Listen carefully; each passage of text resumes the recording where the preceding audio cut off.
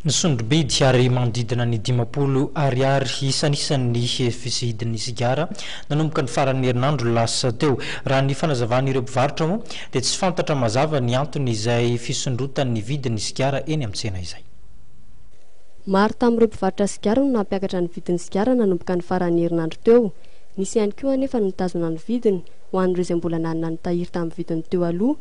Araka ny risika natao tamin'ireo mpivarotra dia tsy fantatra ny antony mahatonga ny vidin'ny sigara hiakatra, fa rehefa miakatra ny vidiny amin'ny mpambongady dia mampiakatra izany koa ny mpivarotra. Fa araka ny hita dia teo amin'ny 10 ariary ny fiakarany, ankoatra ny mely azy 10 ariary ny iray, izany hoe 20 ariary ny singa ny iray ka 900 ny iray paquet.